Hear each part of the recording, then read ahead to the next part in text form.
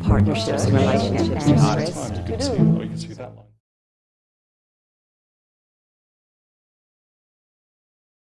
Okay, so hi, good evening, welcome.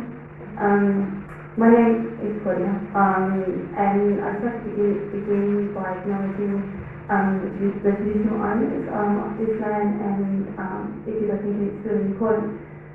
We're here to talk about telling stories, and we're talking about telling stories in a refugee context and refugee communities. And I always, in my whole, I think, social consciousness thought it was really ironic that when we talk about refugees, that we can't forget the Aboriginal, the Australian Aboriginal stories. So for me, they always go hand in hand in this particular context. And more so, we're talking about telling stories, and they are the traditional storytellers of this land in which we stand on. So, I'm currently the creative producer of performance at music at Crystal Powerhouse. Prior to that position, my history has been working with communities, predominantly in Western Sydney. I've spent the last 10 years working a lot with young people, migrant communities, and people who've come to Australia via the refugee experience, and I've used art to work with these communities to tell their stories. My practice is based in theatre.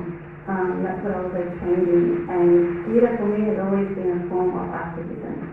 And that came about from meeting an awesome group of Filipino artists.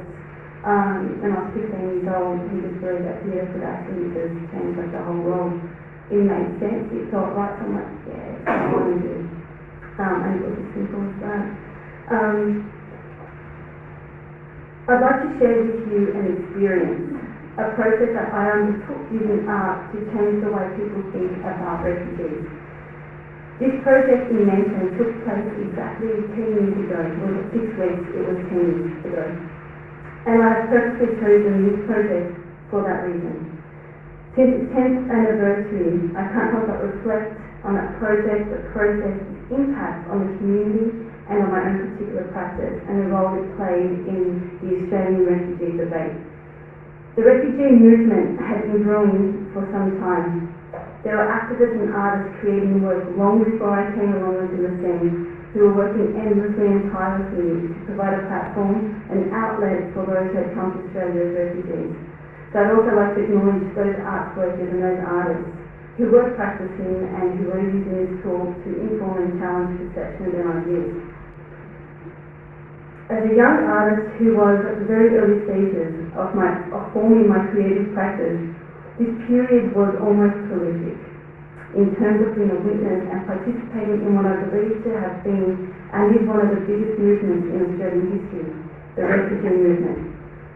And this movement was led by artists of all disciplines.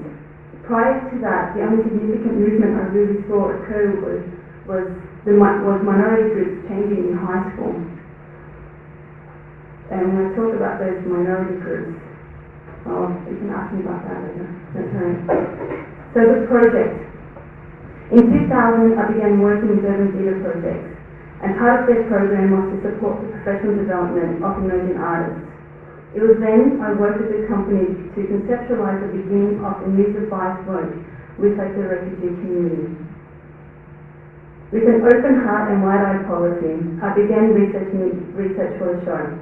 The project had its challenges. No one from the community wanted to talk about refugees. Either they were too scared, out of fear of losing funding, or they were scared of losing their right to be an Australian.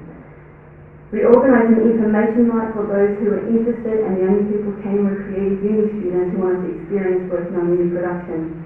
It seemed that doors were not opening, that there were no leads, until this one day I get a phone call from a nun who gives me a number. She didn't tell me who it was, she just said that he will help. I met this man not knowing who he was, and it turned out that he was a detention centre guard and was appalled at what he was seeing and wanted to tell his story. Following this, more secret meetings were held across Western Sydney in fish and chip shops, at railway stations, on platforms. We've recently released detainees, psychologists, people who were whispering like their stories, afraid to tell them but just needing to tell them. The question was, how were we going to tell them and who was going to tell them? We found our cast of six after a while, all of whom had come to Australia by the refugee experience. Asylum was the culmination of a 16-week process with artists and communities that resulted in 6 stories interwoven in a disused wallpaper shop in Western Sydney. Asylum was one of the very first productions in New South Wales that told the refugee story in this particular context, and right in the middle of this constant bad press, governments were just releasing fear-mongering tactics to coerce Australian communities to hate refugee people. The refugee experience through asylum was humanised by real-life stories that were being told by people who lived them. The impact of this project was huge. I realised that who this project was for wasn't just the broader Australian community. It was also for the settled migrants who couldn't understand why these refugees were making such a fuss and giving them a bad name. It was for the media who wrote thoughtlessly or just didn't write. It was for government representatives who had yet to hear the rich experiences of people seeking asylum or who had just yet to meet people. And it was for people who identified as having the refugee experience and who also had their own fears and their own prejudices of other refugee people. People were moved. Okay, so it didn't change policies immediately. Not that I knew anyway, but people were walking out and they were saying, I think it's something like about refugees. Cast who 2 days before opening were unfortunately justifying the need for like detention centres took on like the refugee fight, poster production by film and theatre. It informed like my own practice and how I work with communities to tell stories and who these projects were for. The next decade, I really believe has seen like the movement peak with main stage and community productions, films, film festivals, exhibitions, activists using digital media and visual arts to respond immediately to these issues. During this time, we also began to see small government policies begin to change. Children were released from detention centres. Some of the barbed wire came down at Billwood Detention Centre. I think now that the movement has taken a different direction.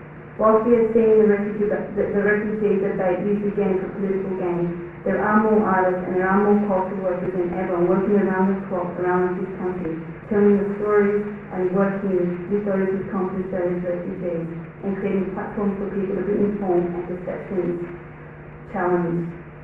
I still think the fires are definitely still burning. Okay.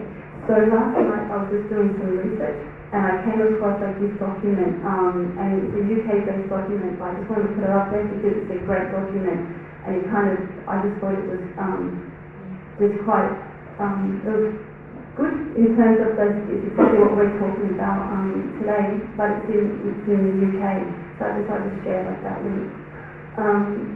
Okay, so that's a really broad overview. If you'd like to ask me any questions, you can chat to the panel. Okay, thank you.